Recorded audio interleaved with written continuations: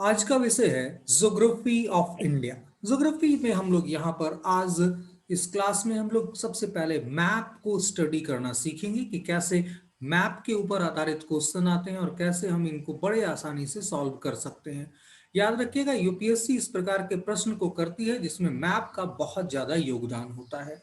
और सबसे पहला जब हम लोग मैप की स्टडी के लिए जाएंगे तो सबसे पहला जो हिस्सा पकड़ेंगे वो है हमारा नॉर्थ ईस्ट का। अब पूछिएगा क्यों नॉर्थ ईस्ट का? क्योंकि ये नॉर्थ ईस्ट हमेशा से पिछले अगर बात करेंगे, लगातार जब से मैं देख रहा हूं, कम से कम 20 सालों से मैं इस पूरे के पूरे पैटर्न को देख रहा हूं, तो यहां पर याद रखिएगा रेगुलर बेसिस पर इससे क्वेश्चन बने हैं। कहाँ कहाँ से क्वेश्चन बनेंगे, कैसे कैसे क्वेश्चन बनेंगे, ये आपको थोड़ा सा यहाँ मेहनत करके समझना पड़ेगा। जरा आइए समझने की कोशिश करते हैं ये किस प्रकार से है। अब यहाँ पर देखिए क्या क्या स्थितियां हैं। सबसे पहला हम लोग यहाँ पर देख रहे हैं अरुणाचल प्रदेश को। सबसे पहले हम लोग एक एक स्टेट को बाद में और डिटेल से भी स्टडी करेंगे, लेकिन यहाँ पर देखिए एक बार रफ फिगर हम देखने की कोशिश कर रहे हैं अरुणाचल प्रदेश को।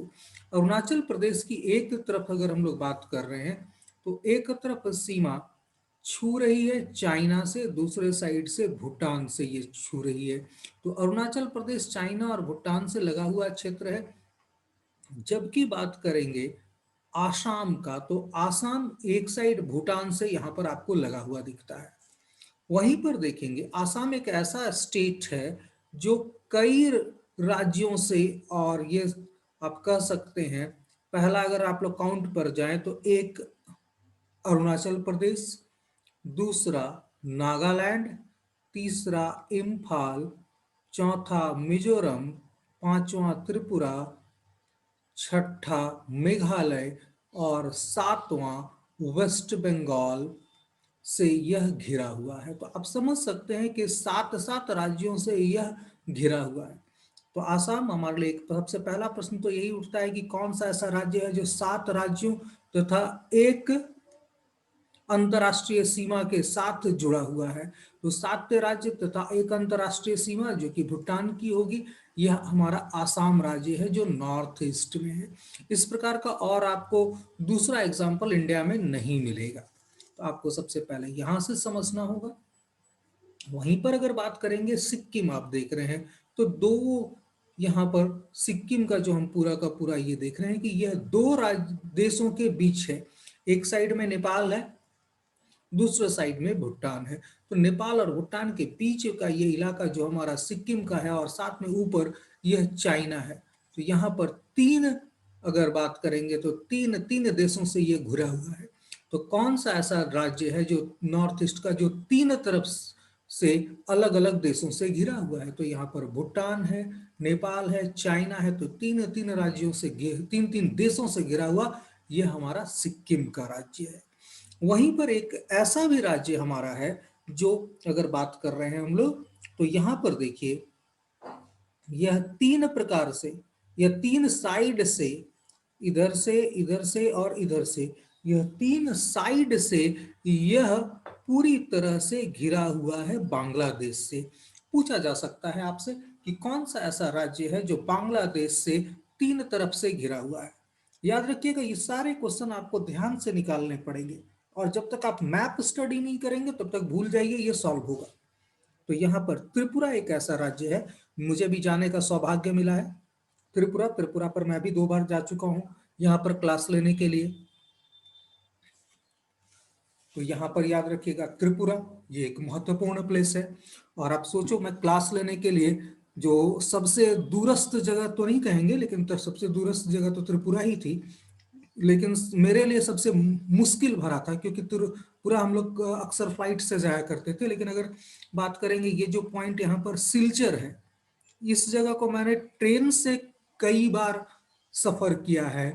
और यह करीब करीब आप समझ सकते हैं कि ये इस प्रकार से रिटर्निंग होती है हमारी, ये इस प्रकार से हमारी रिटर्निंग होती है। तो आप समझ सकते हैं कितनी लंबी दूरी हुआ करती थी।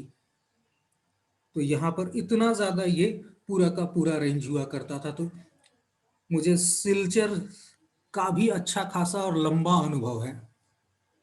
तो इस पूरे के पूरे इलाके में आप जाएंगे तो जितने रेलवे ट्रैक हैं इन सब के इर्द गिर्द आपको मिलिट्री मैन मिल जाएंगे। हर जगह सेना की व्यवस्था बहुत अच्छी है और सेना के दम पर ही ये लगता है पूरा का पूरा शांति है इस पूरे के पूरे इलाके में। अदरवाइज यहाँ कई ट्राइबल समूह हैं जो इधर उधर करते रहते हैं। खासकर इन लोगों के लिए पहले क्या होता था कि यहाँ से यह कोई भी कार्रवाई करते थे और म्यांमार में जाकर छिप जाते थे।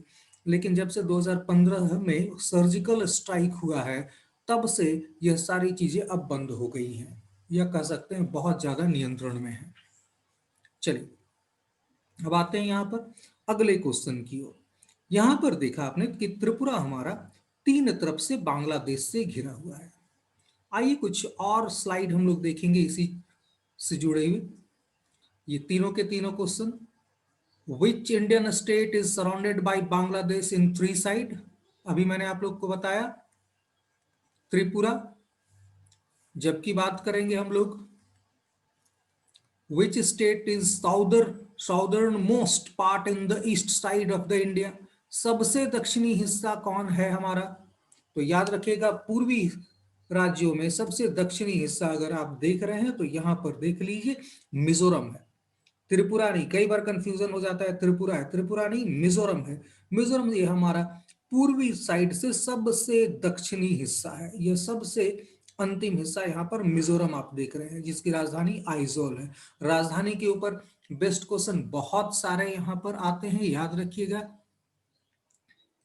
तो इन सब को आपको भी ध्यान में रखना है। चलिए तो राजधानी के ऊपर भी ध्यान में रखेंगे मणिपुर, इम्फाल, नागालैंड, कोहिमा, अरुणाचल प्रदेश, ईटानगर। वहीं पर बात करेंगे शिलोंग, मेघालय, मिजोरम, आइजोल, त्रिपुरा, अगरतला।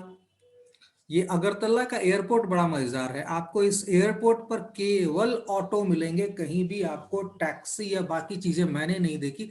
जैसे अगरतला आप एयरपोर्ट से निकलेंगे तो एकदम से ह्यूज अमाउंट में आपको ऑटो मिल जाएगा। तो ये एक सबसे विशेषता मुझे यहाँ की लगी कि यहाँ पर टैक्सी की जगह पर ऑटो अवेलेबल होता है।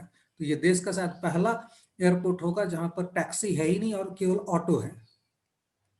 चलिए आगे देखते हैं। Name the state which is surrounded by 7 states and 1 country. अभी मैंने आप लोग को बताया ये आसाम है जो 7 राज्यों और एक देश से के साथ इसकी सीमा टच करती है। Which Indian state is surrounded by the 3 countries and 1 state. कौन सा ऐसा देश, कौन सा ऐसा राज्य है जो 3 देशों से घिरा हुआ है और एक साइड में एक राज्य है? तो ये है हमारा सिक्किम। वह नेपाल, भूटान, चाइना, 3 देशों से घिरा हुआ है और एक साइड में हमारा वेस्ट बंगाल है। तो आप समझ सकते हैं कि यह किस प्रकार से 3 अंतरराष्ट्रीय सीमा और एक राज्य स्तरीय सीमा इसके पास है। अब यहां पर थोड़ा सा ध्यान से देखना शुरू कीजिए। अब यहां पर हम लोगों ने ये पूरा का पूरा आसाम का मैप को लिया है। तो आसाम के मैप को लेने का मतलब यह है कि ये आपको क्लियर हो जाए कि कहां कहां क्या क्या चीजें यहां पर है हमारी।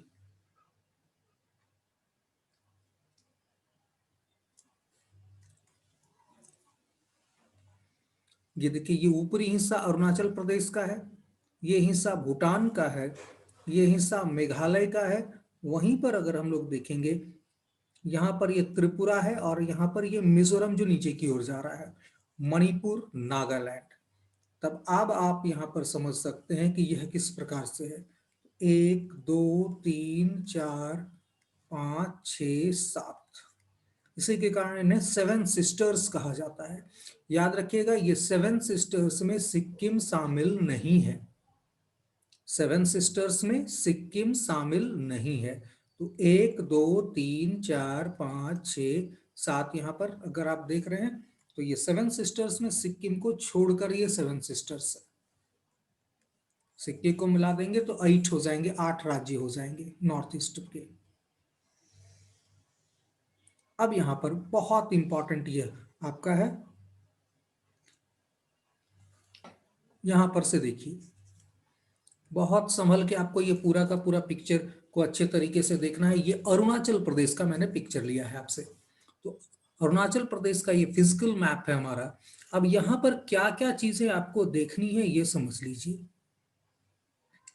तो यहां पर याद रखिएगा, अरुणाचल प्रदेश इधर भी चाइना, इधर भी चाइना, इधर भी चाइना, तीन तरफ से ये चाइना से घिरा हुआ है। तो अरुणाचल प्रदेश एक ऐसा राज्य है जो तीन तरफ से चाइना से घिरा हुआ है। तो यह राज्य हमारा अरुणाचल प्रदेश का है। कहाँ कहाँ कौन कौन से पास हैं, बहुत इंपॉर्टेंट है ये हमारा। इस चीज को हमको यहाँ पर से समझना पड़ेगा। तो यहाँ पर से देखिए, ये सारा का सारा आपको पास समझ में आएगा। शुरुआत यहाँ से करता हूं मैं, बुमला पास से। ये देखिए, ये है बुमला पास। वहीं पर एक दूसरा है टुलुंगला पास।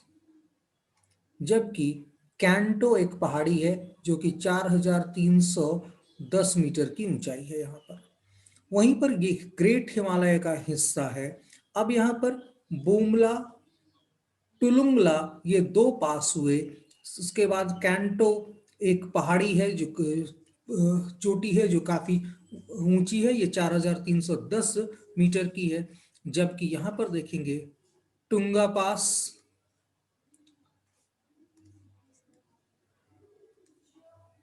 लांबा पास और लूसा पास, ये तीन पास यहाँ पर आपको, तीन दर्रे, पास यानी दर्रे। तो दो पर्वतों के बीच की जो जगह होती है उसे दर्रा कहा जाता है, याद रखिएगा। वहीं पर यंगयप पास भी है आपका, और शांगकांग पास भी आप देख रहे हैं। तो ये सारे के सारे पास हैं, जिससे इसके अलावा एक आंध्रा पास भी है। तो ये सारे के सारे हमारे ऐसे पॉइंट हैं जो इंडिया और चाइना के बीच में लिंकेज का काम करते हैं। वहीं पर देखेंगे तो यहाँ पर विभिन्न अलग अलग चोटियां भी है। तो अरुणाचल प्रदेश में अगर बात करेंगे तो किलिंगॉन सबसे ऊंची 4599 मीटर ऊंची ये है। तो यहां पर याद रखिएगा, किलिंगॉन यह एक ऊंची चोटी के रूप में दिख रहा है। जबकि कोमल, मोलिंग,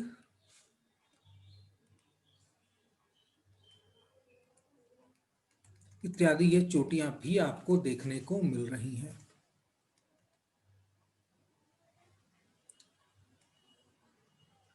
विर्जिंग, अब यहाँ पर ये पूरा का पूरा आप लोग देख रहे हैं, विभिन्न अलग अलग चोटियां भी यहाँ पर स्थापित है। अब यहाँ पर याद रखिएगा, ये सारा का सारा, ये जितना भी आपको यहाँ पर दिया गया, ये सारे के सारे मीटर में दिए गए हैं, कहीं फीट का हिसाब नहीं लगाएंगे, ये सारे के सारे मीटर में है। अब आप देख रहे हैं, ये ब्रह्मपुत्र नदी है जो यहाँ से इंटर करती है और यहाँ से अपने बृहद आकार में आ जाती है। तो यहाँ पर आप समझ सकते हैं, से सादिया बेसिन भी कहा जाता है। ब्रह्मपुत्र अब यह आसाम की ओर आगे बढ़ जाएगा। तो यहाँ पर यह ब्रह्मपुत्र रिवर का बेसिन यहाँ से काफी चौड़ा हो जाता है। असोम शिवालिक, यह भी एक पहाड़ी है यहाँ पर, ये लेसर हिमालय का हिस्सा है हमारा। तो यहाँ पर आप देख सकते हैं कि ये इतने सारे पासेस, अगर गिनती में बात करेंगे तो एक दो प्रमुख यहाँ पर हो गया, तीन चार पाँच छ सात, यहाँ पर करीब करीब सात बड़े पासेस हम लोगों को दिख रहे हैं, दर्रे दिख रहे हैं इस प्रकार के। हालांकि और भी आपको मिलेंगे छोटे मोटे, लेकिन यहाँ पर याद रखिएगा प्रमुखतः से ये सात दर्रों का यह प्रदेश दिखाई दे रहा है। तो इन सारे चीजों के ऊपर आपको नजर बना के रखनी है, क्वेश्चन कैसा आएगा, सवाल यहाँ पर ये होता है। यहाँ पर ध्यान देंगे कि किस प्रकार से हमारे क्वेश्चन होते हैं। यहाँ पर किसी भी पास के बारे में पूछा जा सकता है जो रिसेंटली चर्चा में रहा है। तो आपको न्यूज में बने रहना पड़ेगा, लगातार न्यूज में बने रहिए ताकि पता चल सके कि कौन सा पास अभी वर्तमान में चर्चा में है। क्योंकि इंडिया चाइना बॉर्डर पर अभी डिस्प्यूट काफी ज्यादा चल रहा है। तो कोई भी इलाका अचानक से अभी चर्चा में आ सकता है, तो वो इलाका नहीं पूछेगा बल्कि वो सीधे तौर पर पूछेगा कि वो उस पास कौन सा था। तो यहां पर हमेशा याद रखिएगा, ये बहुत महत्वपूर्ण है। सबसे ऊंची चोटी मैंने बतला ही दिया है आपको, किलिंगॉन है, ये 4599 मीटर की ऊंचाई है ये। तो ये आपको एक बार हमेशा याद रखिएगा, ये सब मैप जो आपको है ये रेगुलर देखने की आदत डालनी पड़ेगी आपको। देखना है तो एकदम से आप ये सोच के देखिएगा कि आप इस पूरे के पूरे क्षेत्र में घूम रहे हैं, इस पूरे के पूरे क्षेत्र में घूम रहे हैं, तो यहाँ पर इन सारे चीजों को आप देखने का काम करेंगे। चलिए, अब यहाँ पर एक पॉलिटिकल मैप आपके सामने है कि किस प्रकार से हमारा सिक्किम चारों तरफ से कहाँ कहाँ से ये घिरा हुआ है। तो सिक्किम के बारे में बड़ी इंपॉर्टेंट इंफॉर्मेशन हम लोगों से पूछी जाती है, और ये एकमात्र स्टेट है जो नॉर्थ, वेस्ट, साउथ, ईस्ट, ये चार इसके डिस्ट्रिक्ट है, ये चार डिस्ट्रिक्ट में बटा हुआ है, और ये सारे के सारे district north, south, east, west के नाम पर दिए गए हैं। तो ये बहुत महत्वपूर्ण है कि कौन से ऐसा राज्य है जहां पर डिस्ट्रिक्टों यानी कि जिलों के नाम दिशाओं के ऊपर आधारित हैं। सिक्किम में देखिए, एक साइड से नेपाल, एक साइड से चाइना, दोनों के साथ घिरा हुआ है, जबकि तीसरे साइड में भूटान है। तो यहां पर याद रखिएगा, नेपाल, चाइना और भूटान, तीन यहां पर अलग अलग देश हुए। साथ में इधर का हिस्सा देखेंगे तो ये वेस्ट बंगाल है, तो यहां पर ये वेस्ट बंगाल के साथ जुड़ा हुआ है। तो एक राज्य वेस्ट बंगाल तथा तीन यहां पर अंतरराष्ट्रीय सीमाएं एक साथ आ रही हैं।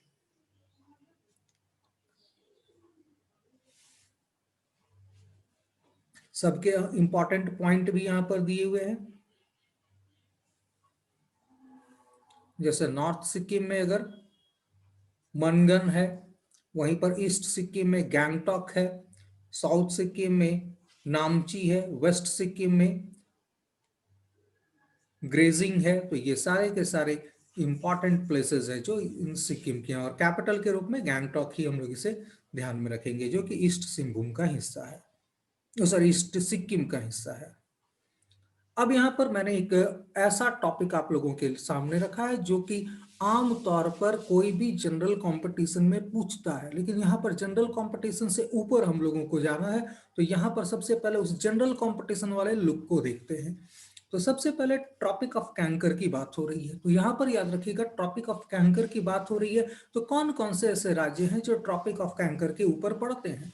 पहला गुजरात, दूसरा यहाँ पर बात करेंगे तो यहाँ पर दूसरा राजस्थान, तीसरा मध्य प्रदेश, चौथा छत्तीसगढ़, पांचवा झारखंड, छठा वेस्ट बंगाल, सातवां त्रिपुरा और आठवां मिजोरम। तो यहाँ पर 8 राज्यों से होता हुआ गुजरता है। तो पहला क्वेश्चन तो यही होता है कि ट्रॉपिक ऑफ कैंकर भारत में कितने राज्यों से होकर गुजरती है, तो 8 राज्यों से। मेरे ख्याल से ये प्रश्न आपका बिल्कुल क्लियर हो गया होगा, क्योंकि कंफ्यूजन यहाँ पर ये होता है ये नंबर 2 को लेकर। ये नंबर 2 जो थोड़े से एरिया के लिए घुस रहा है, तो यहाँ पर हम लोग अक्सर राजस्थान को अवॉइड करके चलते हैं, नतीजा हम लोग 7 राज्य काउंट करते हैं। तो 7 नहीं बल्कि 8 राज्यों से होकर ट्रॉपिक ऑफ कैंकर गुजरती है। अब यहाँ पर एक आध क्वेश्चन ऐसा जो भूतपूर्व आपका कभी कभी पिछले समय में आ चुका है। Mahi is the only river, ये एकमात्र नदी है इंडिया की that cuts the tropic of cancer twice, जो कि ट्रॉपिक ऑफ कैंकर को, कर्क रेखा को 2 बार काटती है। तो यहाँ पर यह घूमते हुए 2 बार काटती है कर्क रेखा को। कर्क रेखा ऐसे जा रही है तो ये 2 बार काट रही है। तो यहाँ पर याद रखिएगा 2 बार काटती है इस कर्क रेखा को। पहला मध्य प्रदेश में काटती है, और दूसरा यह राजस्थान में काटती है, और यह उसके बाद गुजरात में इंटर कर जाती है। तो यहां पर याद रखिएगा यह एक महत्वपूर्ण प्रश्न है। तो माही एक ऐसी नदी जो 2 बार काटेगी ट्रॉपिक ऑफ कैंकर को। वहीं पर एक क्वेश्चन जो कंफ्यूजिंग होता है, उदयपुर। उदयपुर अगर नाम आएगा तो सबसे पहले लोगों के दिमाग में आता है कि उदयपुर मतलब राजस्थान होगा पक्का, लेकिन ये राजस्थान वाला उदयपुर नहीं है बल्कि त्रिपुरा वाला उदयपुर है। Is the city of the nearest to the tropic of cancer, ये ट्रॉपिक ऑफ कैंकर के काफी निकट है। Tripura is a hot place, यह एक गर्म स्थान है। The city is famous for the Tripura Sundari temple, यह जो त्रिपुरा सुंदरी टेम्पल है यह उसके लिए काफी प्रसिद्ध है। Was an east while capital of the Maharaja of Tripura, जो कि पहले त्रिपुरा के महाराजा की राजधानी होती थी। इन मिजोरम ये दूसरा प्रश्न है। तो यहां पर याद रखिएगा उदयपुर, जो कि त्रिपुरा सुंदरी टेम्पल के लिए जाना जाता है, यह भी पड़ता है ट्रॉपिक ऑफ कैंकर के ऊपर। दूसरे साइड में इन मिजोरम अगर बात करेंगे, चंपाई फॉल, यहां पर याद रखिएगा चंपाई फॉल भी, जो कि इंडो म्यांमार बॉर्डर के निकट है, यह भी ट्रॉपिक ऑफ कैंकर के ऊपर है। तो ये बहुत इंपॉर्टेंट इंफॉर्मेशन है, याद रखेंगे।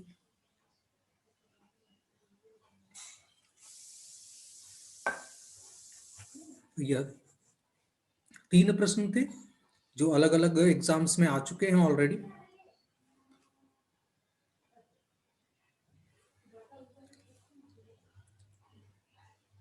यहां पर याद रखेगा in which state all the districts are named on the directions, दिशाओं के आधार पर किस राज्य में नाम रखे गए हैं। तो यहां पर याद रखिएगा यह है आपका सिक्किम, जहां पर दिशाओं पर आधारित जिलों के नाम रखे गए हैं। अब यहाँ पर कौन कौन से ऐसे जगह हैं जहां से ये होकर कर्क रेखा गुजरती है। गुजरात, कच्छ, सुरेंद्रनगर, अहमदाबाद, महसाना, अरावली और साबरकांठा, ये इतने इतने जगह है। राजस्थान में बनवारा एक, बांसवाड़ा एक जगह है, यह बांसवाड़ा एक जगह से, इस जगह से ट्रॉपिक ऑफ कैंकर गुजरती है। जबकि मध्य प्रदेश, रतलाम, उज्जैन बहुत फेमस है, याद रखिएगा, सहसपुर, रायगढ़, सीहोर, भोपाल, विदिशा, रायसेन, सागर, दमोह, कटनी, जबलपुर, उमरिया, ये सारे के सारे जगहों से गुजरती है। जबकि छत्तीसगढ़ में बात करेंगे तो सुरगुजा और कोरिया, ये 2 डिस्ट्रिक्ट्स को कवर करती है। झारखंड में रांची, गुमला, यहाँ पर एक छूट रहा है लोहरदगा। वेस्ट बंगाल में अगर बात करेंगे, पुरुलिया, बांकुड़ा, वर्धमान, नादिया, ये 4 जिले हैं। जबकि त्रिपुरा में साउथ त्रिपुरा, मणिपुर में लिंगेली और सेरचिप, ये 2 जिले हैं। तो इस प्रकार से याद रखिएगा आजकल जो प्रश्न आ रहा है वो इसी चार्ट से आ रहा है। खासकर यहाँ पर लॉट ऑफ टाउनशिप्स यहाँ पर देखने को मिल रहा है। रतलाम, उज्जैन, सहसपुर, राजगढ़, सीहोर, भोपाल, विदिशा, रायसेन, सागर, दमोह, कटनी, जयपुर, जबलपुर, उमरिया, तो ये लॉट ऑफ टाउनशिप जो यहाँ पर आप देख रहे हैं, ये सारे के सारे हमारे इंपॉर्टेंट प्रश्न बनेंगे कि कौन कौन से डिस्ट्रिक्ट या कौन कौन से टाउन से होता हुआ गुजरा है, क्योंकि स्टेट वाला क्वेश्चन अब पुराना हो चुका।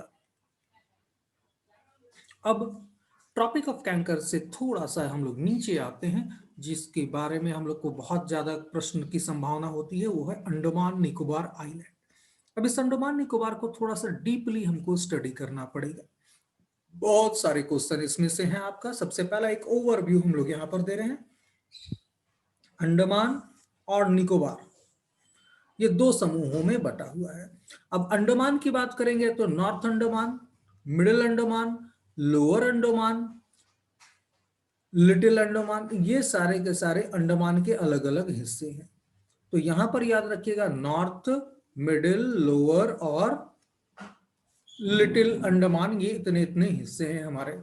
वहीं पर अगर बात करेंगे निकोबार में, तो निकोबार में कार निकोबार यहां पर आपको देखने को मिल रहा है। तो यहां पर याद रखिएगा यह भी बहुत सारे द्वीपों का समूह है। आगे चल के एक एक को हम लोग धीरे धीरे करके देखेंगे कि क्या क्या इसमें क्वेश्चन हमारे संभावनाएं बनती हैं, कहाँ कहाँ से क्वेश्चन और हमारे हो सकते हैं। शुरुआत करते हैं। सबसे पहला ऊपर अंडमान है, उसके नीचे निकोबार आइलैंड का ग्रुप है। सबसे पहले नॉर्थ अंडमान की बात कर रहे हैं। अब यहाँ पर नॉर्थ अंडमान की जब बात कर रहे हैं तो यहाँ पर आपको बहुत आराम से समझना है ये पूरे के पूरे ज्योग्राफिया को, क्योंकि ये कई जगहों पर प्रश्न बनाता है हमारा।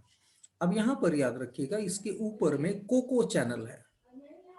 इसके ऊपर में क्या है? कोको चैनल है। यहाँ पर अगर बात करेंगे तो ये सारा का सारा हिस्सा जो आप देख रहे हैं यह नॉर्थ अंडमान का है। अब ये नॉर्थ अंडमान में अगर बात करेंगे अलग अलग आपको बीच और आइलैंड मिलेंगे।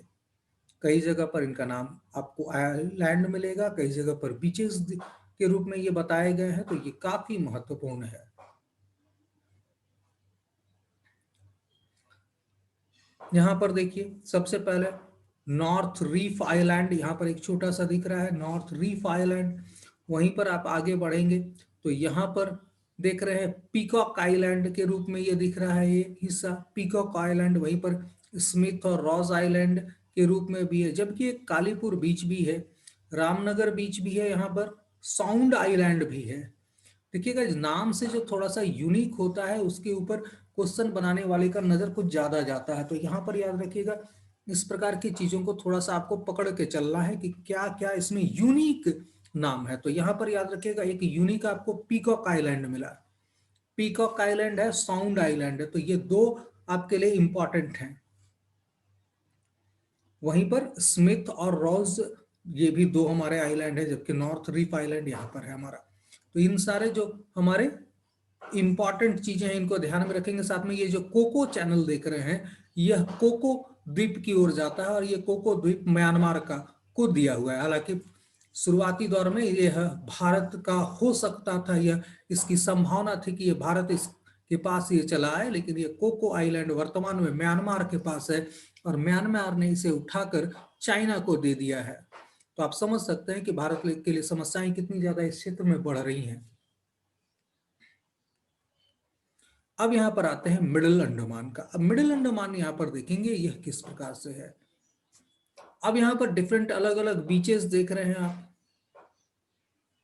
अब इन सारे के सारे बीचेस को ध्यान में रखना है कि ये कौन कौन से हैं हमारे। तो मिडिल अंडमान का ये हिस्सा है। अब इन बीचेस के ऊपर डायरेक्टली क्वेश्चन आने की संभावना कम होती है। यहां पर याद रखिएगा नॉर्थ बटन आइलैंड है, नॉर्थ पैसेज यहां पर हम लोग देख रहे हैं, मिडिल स्ट्रेट देख रहे हैं, बर्टांग आइलैंड के रूप में ये देख रहे हैं हम लोग, ये बर्टांग आइलैंड के रूप में है। इसे रंगत हम लोग पूरा का पूरा इसे कह रहे हैं। तो यहाँ पर आप देख सकते हैं कि किस प्रकार से ये डिवीजन हुआ है। अब ये मिडिल स्ट्रेट है हमारा। यहाँ पर कुछ नए नाम जो अगर हम लोग को देखने को मिले तो वो था हमारा नॉर्थ बटन आइलैंड, या फिर नॉर्थ पैसेज। यहाँ पर हमारा इलाका नॉर्थ पैसेज का इलाका इसे कहते हैं हम लोग। यहाँ पर बोटांग आइलैंड ये दिख रहा है हमारा। यहाँ पर विविध द्वीपों को भी ऑर्गेनाइज रूप से समझाया गया है। तो 12 द्वीप का यहाँ पर हाईएस्ट काउंटिंग हमको देखने को मिल रहा है।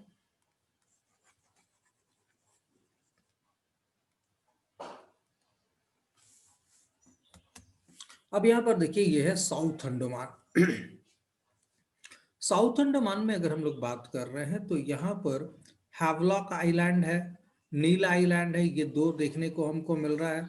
वहीं पर रेड स्किन आइलैंड भी है। तो यहाँ पर अलग अलग नाम से आपके लिए यहाँ पर सारा का सारा क्वेश्चन यहाँ पर इंतजार कर रहा है। तो यहाँ पर भी साउथ अंडमान को भी ध्यान से देख लेना है हमको कि क्या क्या यहाँ पर चीजें हैं।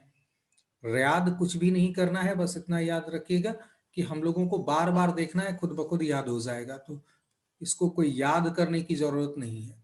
लिटिल अंडमान की बात करेंगे तो यहाँ पर अगर बात कर रहे हैं तो सबसे ऊपर शुरुआत होता है लिटिल चिंग आइलैंड की। साउथ चिंग आइलैंड है हमारा, साथ में पैसेज आइलैंड है, द सिस्टर्स आइलैंड भी यहाँ पर हम लोग देख रहे हैं, south sentinel island, north brother island.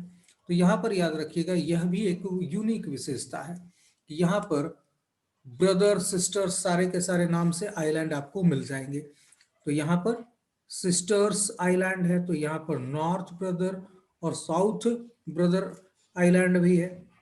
Buttler बे बीच यहाँ पर आप देख रहे हैं जो कि सर्फिंग के लिए काफी जाना जाता है, जबकि नेताजी नगर बीच भी है यहाँ पर। तो ये सारे के सारे हमारे काफी इंपॉर्टेंट है। अब यहां पर याद रखिएगा इस पूरे के पूरे लिटिल अंडमान के नीचे 10 डिग्री चैनल है।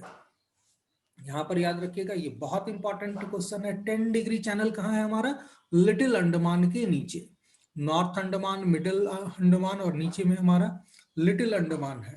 तो यहाँ पर लिटिल अंडमान के नीचे हमारा 10 डिग्री चैनल पाया गया है। तो 10 डिग्री चैनल के ऊपर भी क्वेश्चन आता है कि ये कहाँ सिचुएटेड है।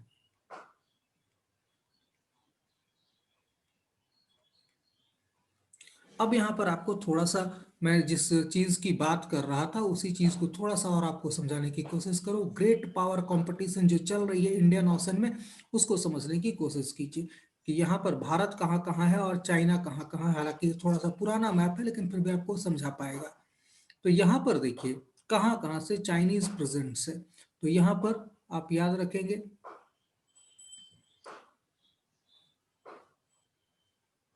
यहाँ पर चाइनीज प्रेजेंस आपको देखने को मिलेगा। ये है चाइनीज प्रेजेंस हमारा पहला जो चाइना में है। इसके अलावा अगर बात करेंगे तो म्यांमार में यहाँ पर उनके 2-3 स्टैब्लिशमेंट देखने को मिल रहे हैं। इसके अलावा अगर बात करेंगे ग्वादर पोर्ट, यहाँ पर भी चाइनीज पोर्ट है। यहाँ पर देखिए हबन बटोटा श्रीलंका, यह भी चाइनीज पोर्ट है जिसे चाइना ने परचेज कर लिया है। ग्वादर, इसे भी चाइना ने परचेज कर लिया है। तो यहाँ पर आप देख सकते हैं कि बांग्लादेश, म्यांमार, श्रीलंका, पाकिस्तान, ये चारों तरफ से डिफरेंट अलग अलग पोतों से घेरा गया है भारत को। तो यहाँ पर याद रखिए ये इस प्रकार का पूरा पृष्ठभूमि है। इस पृष्ठभूमि में भारत भी मुंबई, कारवार, कोच्चि, विशाखापट्टनम, ये सारे के सारे बंदरगाहों से अपनी सुरक्षा की व्यवस्था करता है।